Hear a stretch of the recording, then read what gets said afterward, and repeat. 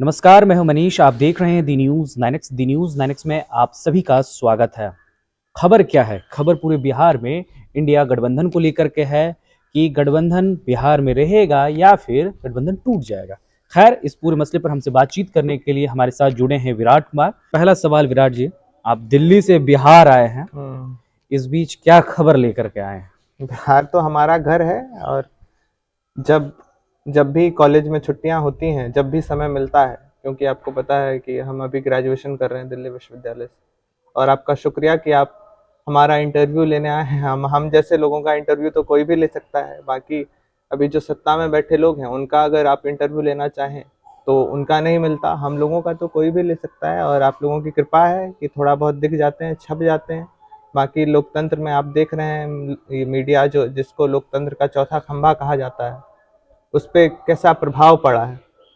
हम आपको बताना चाहते हैं कि ये जो गठबंधन पे पेच की बात लोग कर रहे हैं, या फिर राष्ट्रीय जनता दल के बारे में, राष्ट्रीय जनता दल के पोजीशन के बारे में लोग कह रहे हैं, तो राष्ट्रीय जनता दल तो 1990 से ही राष्ट्रीय जनता दल का स्टैंड क्लियर है। हमारे नेताओं का स्टैंड क्लियर है कि भारतीय जनता पार्टी से किसी भी हाल में मरते दम तक समझौता हमारी पार्टी, हमारे नेता नहीं कर सकते हैं। क्योंकि वो जो ताकतें हैं, आप याद करिए 90 में जैसा दौर था, एल के आडवाणी अपनी यात्रा को लेकर निकले थे, किस तरह से समाज में विभाजन का माहौल था, ठीक वैसा ही माहौल आज है। राम मंदिर के बहाने किस तरह से समाज में जो है विभाजन पैदा करने की कोशिश की जा रही है भारतीय जनता पार्टी द्वारा, ये तो हमारे नेता ने। देखिए, अभी आज के दौर में जहां भारतीय जनता पार्टी एक तरफ तलवार बांट रही है, हमारे नेता माननीय उप मुख्यमंत्री श्री तेजस्वी प्रसाद यादव जी नौकरियां बांट रही हैं, नौकरियां बांट रहे हैं, लोगों के जीवन में खुशहाली, तरक्की आ रही है।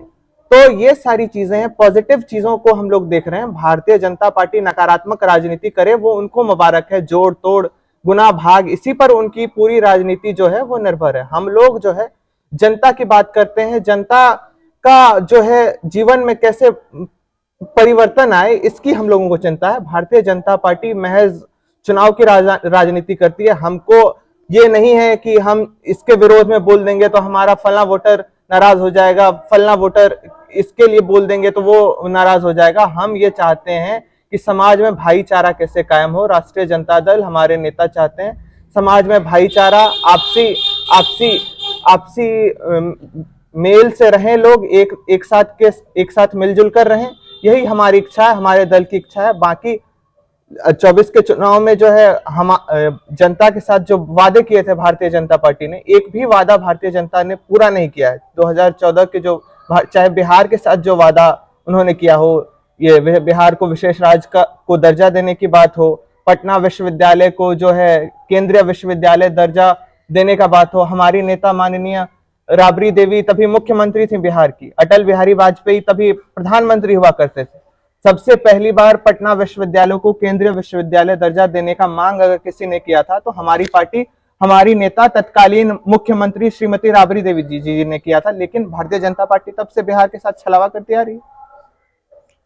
अच्छा, तो सीटों को लेकर क्या स्टैंडिंग रहेगा राष्ट्रीय जनता दल का? देखिए, सीटों को लेकर हमारी लड़ाई इतनी छोटी नहीं है कि हम सीटों को लेकर ही सिमट जाएं। हमारी लड़ाई बड़ी लड़ाई है। हम चाहते हैं कि समाज में जो अभी नकारात्मक जो माहौल पैदा हुआ है ये कैसे बदले। हम लोग ये चाहते हैं कि अभी भारतीय जनता पार्टी को जो है केंद्र की सरकार से कैसे बेदखल किया जाए। अब इसके लिए हमारी पार्टी को जितनी भी सीटों पर चुनाव लड़ना पड़े हम लोग लड़ेंगे। हमारे नेता का इतिहास अगर आप उठाकर देख लीजिएगा, उनका त्याग अगर उठा के आप देख लीजिएगा, तो हम लोगों के लिए सीट कोई मैटर नहीं करता है। हमारे नेता और हमारा दल सबसे बड़ी पार्टी है बिहार में। हमने जो है नीतीश जी को मुख्यमंत्री बनाया, हमारे नेता ने नीतीश जी को मुख्यमंत्री बनाया, और अभी आप देख लीजिए बिहार में जो है सरकार चल रही है और इतना अच्छा काम हो रहा है बिहार में, आप देख लीजिए। और सीट का कोई मायने नहीं रखता है। सीट तो कोई किसका कितना एमएलए बन जाए, एमपी बन जाए, जो बड़ा तस्वीर है वो है कि देश की जनता जो है इसके जीवन में कैसे खुशहाली आए। जो समाज में विभाजन का जो माहौल बना है इसको हम लोगों को मिटाना है। हम लोगों को सब लोगों को एक साथ मिलजुल कर रहना है। पूरे देश में इस वक्त राम मंदिर को लेकर के धूम मचा हुआ है। वोटर से लेके आम इंसान तक राम मंदिर के ही चर्चे हो रहे हैं। इसको आप एक युवा हैं तो उसको आप किस रूप में देखते हैं? देखिए, राम मंदिर, राम तो सबके हैं, राम किसी एक के तो है नहीं। हालांकि भाजपा वालों के होठों पे राम है, हमारे दिल में राम है। हम तो गांधी के राम को भी पढ़ते हैं, कबीर के भी राम को पढ़ते हैं। हमने तो हमने उस राम को पढ़ा है जिन्होंने शबरी के जूठे बेर खाए थे। आप ये क्या है कि जय श्री राम का नारा लगाकर आप मस्जिद के सामने एक खास जाति वर्ग के लोगों को टारगेट करना, इरिटेट करते हैं कि समाज में जो है तनाव का माहौल पैदा हो।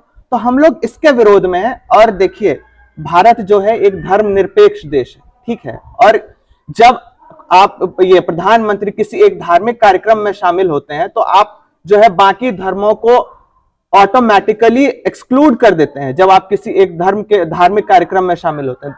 ठीक है, सबका धर्म है, अपनी निजी आस्था है, लेकिन इस तरह से खुलेआम धर्म का प्रदर्शन करना ये क्या कहते हैं, एक लोकतांत्रिक देश में कहीं ना कहीं, धर्मनिरपेक्ष देश में कहीं ना कहीं गलत संदेश देता है लोगों के बीच। आरजेडी पर MY का एक ठप्पा है, उस टैगलाइन को कैसे हटाया जाएगा चुनाव में, क्योंकि MY समीकरण को लेकर चर्चाएं होंगी। आरोप है, हम इस आरोप में कहीं कोई सच्चाई नहीं देखते। ये आरोप सरासर गलत है, क्योंकि आप देख लीजिए 2020 के चुनाव में हमारी पार्टी ने वादा किया था बिहार की जनता से कि हम पढ़ाई, कमाई, दवाई, सुनवाई और सिंचाई वाली कार्रवाई सुनवाई वाली सरकार देंगे। आप देख लीजिए 2020 के चुनाव में जो हमारा वादा था, सभी वादे हमने पूरे किए हैं। बिहार के 5 लाख लोगों को सरकारी नौकरी जो है हम लोगों ने दिया है। क्या 5 लाख लोग सिर्फ 2 ही समुदाय के लोग हैं? आप देख लीजिए बिहार में कितनी खुशहाली। अगर आप, जो लड़का निठल्ला बैठा था ग्रेजुएशन करके, स्नातक करके, PG करके बेरोजगार बैठा था मोदी सरकार के 10 साल के इस कार्यकाल में, उसके चेहरे पर खुशी है। हम लोगों ने अपने लालटेन के माध्यम से जो है बिहार के गरीबों के जीवन में उजाला लाया है। तो ये हमारी सरकार ने किया है। भारतीय जनता पार्टी जो ये आरोप हम पर लगाती है MY का, ये भारतीय जनता पार्टी को बिहार की जनता इस बार लोकतंत्र के माध्यम से, EVM के बटन के माध्यम से ये जवाब देने जा रही है। और ये जो जंगल राज MY, ये सरासर मनगढ़ंत है, क्योंकि हमारे नेता की छवि को धूमिल करना चाहते हैं। आप देख लीजिए हमारे नेता जो काम कर रहे हैं, इस पर कोई चर्चा नहीं हो रही है। आप देख लीजिए बिहार में 94 लाख ऐसे परिवार हैं जो कि गरीबी रेखा से नीचे रह रहे हैं। हमारी सरकार, तेजस्वी जी की सरकार, उनको जो है 2 लाख रुपए देने जा रही है उनके खाते में सीधे। इस पर कोई चर्चा नहीं हो रही। MY, जंगल राज, ये तो वो, लेकिन हमारे नेता जो सकारात्मक हमारी पार्टी तो निरंतर जनता की सेवा में लगी हुई है। बाकी जिसको जो बात करना है, लोकतंत्र है, लोग करते हैं, लेकिन लोकतंत्र में जनता इस बार जान चुकी है और इन भारतीय जनता पार्टी की कहीं कोई जगह नहीं है। अच्छा, सीमांचल में आरजेडी गढ़ हुआ करता था, कभी कांग्रेस का होता था, कभी आरजेडी का हुआ करता था। ऐसी क्या परिस्थितियां बनी जो 2019 के लोकसभा चुनाव में नहीं दिखा?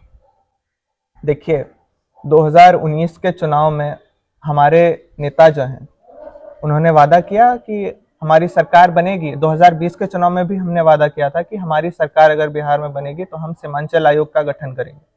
हमारी सरकार सीमांचल में लगातार जो है विभिन्न तरह की योजनाएं चला रही है, जिससे सीमांचल के लोगों का सर्वांगीण विकास हो सके हर क्षेत्र में। क्योंकि सीमांचल का आपको पता है, कटाव है, विस्थापन है, चारों तरफ से नदियों से घिरा हुआ क्षेत्र है। तो जब प्राकृतिक आपदाओं से घिरा हुआ क्षेत्र है तो विभिन्न तरह की चुनौतियां हैं। और देखिए, भारतीय जनता पार्टी का मुख्य एजेंडा है, कुछ एक लोग हैं जो भारतीय जनता पार्टी ने सेट करके रखे हैं, जो कि उनके लिए काम करते हैं।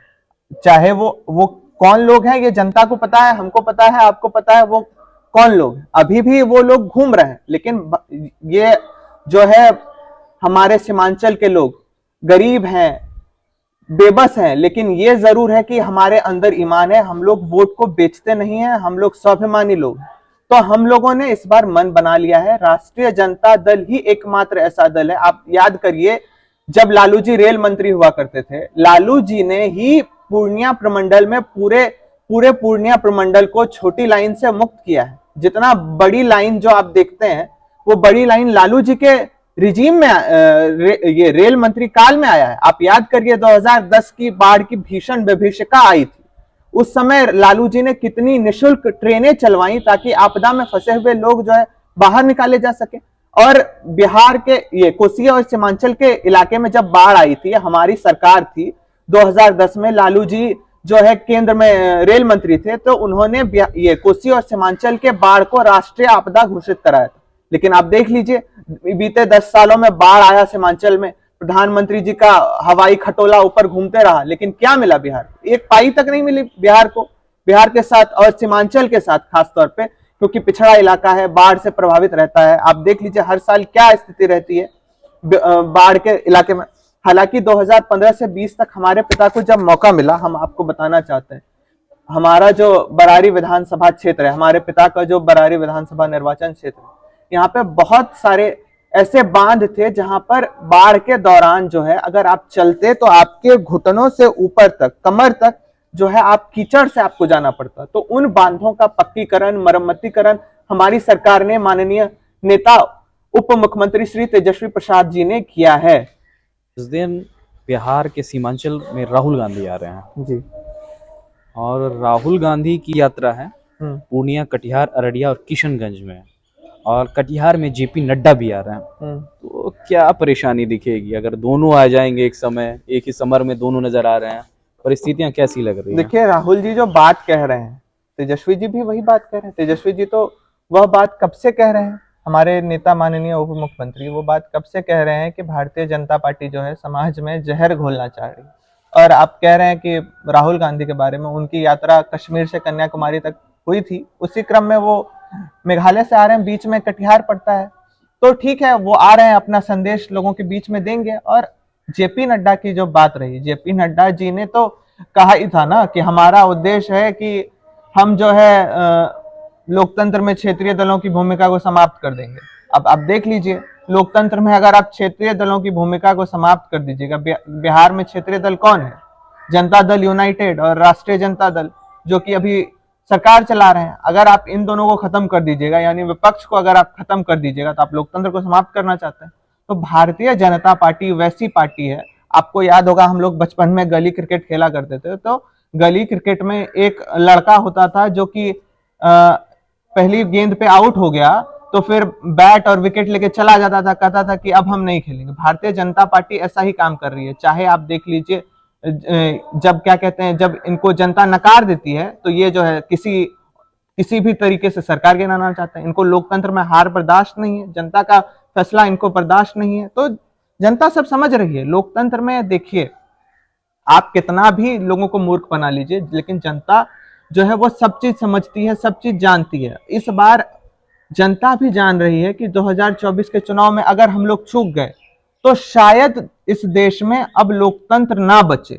तो ऐसी स्थिति ना आए, इस वजह से हम लोगों पे ये जिम्मेदारी है, बाकी दलों पे, जितने भी विपक्षी दल हैं, ये जिम्मेदारी है कि भारतीय जनता पार्टी जो है ये किस तरह से सत्ता में दोबारा वापस ना आए। क्योंकि अगर भारतीय जनता पार्टी वापस आ गई तो इतिहास हम लोगों को माफ नहीं करेगा। और हमारी पार्टी का तो इतिहास रहा है भारतीय जनता पार्टी से कभी कोई समझौता नहीं करने का। तो हम लोग तो अपने पोजीशन पे खड़े हैं। बीजेपी विधानसभा की भी तैयारी कर रही है और लोकसभा की तैयारी कर रही है जी।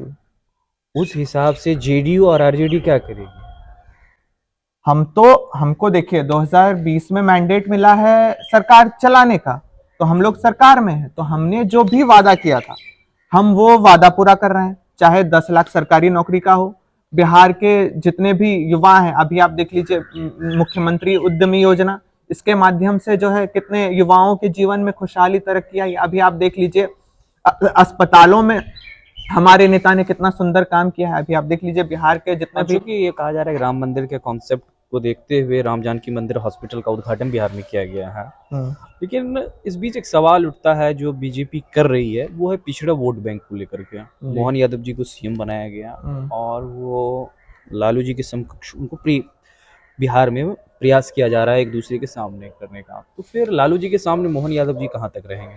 देखिए मैं बिहार, तेजस्वी से कंपेयर बिल्कुल भी नहीं करूंगा। बिहार जो मॉडल है ये पूरे देश को संदेश दे रहा है कि सरकार की भूमिका जनतंत्र में क्या होती है। सरकार जो है वो नागरिकों के लिए होती है, ना कि सरकार कोई मंदिर मस्जिद का निर्माण करने के लिए नहीं होती है। हमारा आपका गरीब का पेट कैसे भरेगा? जब रोजगार होगा, जब अगर कोई बीमार पड़ता है तो वो अस्पताल जाएगा, ना कि मंदिर जाएगा। जो है ना कि मस्जिद जाएगा। तो ये सारी चीजें इसीलिए हमारी सरकार कह रही है कि हमको जरूरत जो है वो स्कूलों की है, अस्पतालों की है। हमारा ठीक है, मंदिर अपने आस्था का विषय है, वो ठीक है, लेकिन जो अस्पतालों और शिक्षा के लिए स्कूलों की व्यवस्था है, अगर आप लोगों को शिक्षित कर दीजिएगा, अगर अस्पताल के लिए अच्छी व्यवस्था होगी बिहार में, जैसा कि माननीय नेता के काल में अभी देख लीजिए अस्पतालों की व्यवस्था कितनी अच्छी हो गई है। और रही बात राम मंदिर की, राम मंदिर देखिए, ये भाजपा कहीं ना कहीं बेचैन है। भाजपा को लग रहा था कि लोगों के व्यवहार में बहुत बड़ा परिवर्तन आ जाएगा। देखिए अभी इनको जो लोग कल तक कर्पूरी ठाकुर जी को माँ बहन की गालियां दिया करते थे, हम तो पूछना चाहते हैं भारतीय जनता पार्टी को लोगों से, हमारे नेता ने पूछा है कि आखिर वो कौन लोग थे जिन्होंने कर्पूरी को माँ बहन की गालियां दी। हमारे नेता ने तो कर्पूरी ठाकुर को जननायक की उपाधि दी। हमारे नेता तो उनके जो है शिष्य रहे, और कर्पूरी जी का अगर कोई वारिस है तो वो लालू जी है।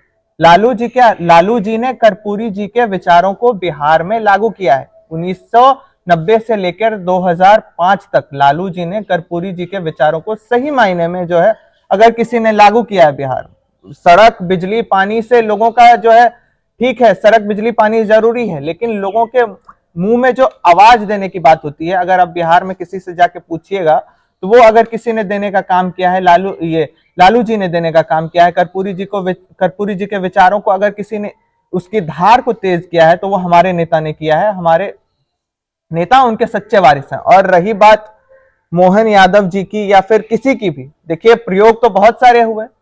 लोग कह रहे थे कि बिहार में इनको मुख्यमंत्री बनाएंगे, उनको मुख्यमंत्री बनाएंगे। लालू जी ने तो 2015 में ही वहां पे लोगों से पूछ लिया था, बताओ हमारे साथ रहोगे कि नहीं रहोगे। बिहार की जनता ने दोनों हाथ उठाकर कहा था, एक पैर पर कहा था कि हाँ हम आपके साथ खड़े रहेंगे। तो कोई भी नेता आ जाए, अभी आप सीमांचल में देख लीजिए, कुछ एक लोग घूम रहे हैं, घूमने दीजिए, लेकिन लोकतंत्र है, सबको अपना अधिकार है। लेकिन बिहार की जनता का जो, चाहे वो पिछड़ा हो, अति पिछड़ा हो, दलित हो, महादलित हो, महिलाएं हो, सवर्ण जाति के लोग, हर जाति के लोग जो हैं वो माननीय नेता श्री तेजस्वी यादव जी को नेता मान चुके हैं। पहले लालू जी को नेता मानते थे, अब जो है लालू जी का अंश वो माननीय नेता श्री तेजस्वी प्रसाद यादव जी में देख रहे हैं। और समाजवादी ही अब इस बिहार को चलाएंगे, देश को चलाएंगे। भारतीय जनता पार्टी का सफाया होना तय है। बहरहाल आपको हमारा ये इंटरव्यू कैसा लगा, आप अपनी राय हमारे कमेंट बॉक्स में जरूर दें। अगर आप हमारा ये वीडियो फेसबुक पे देख रहे हैं तो हमारा फेसबुक पेज लाइक करें। अगर आप हमारा ये वीडियो यूट्यूब पर देख रहे हैं तो हमारा यूट्यूब चैनल दी न्यूज़ 9 को सब्सक्राइब अभी कर लें। शुक्रिया।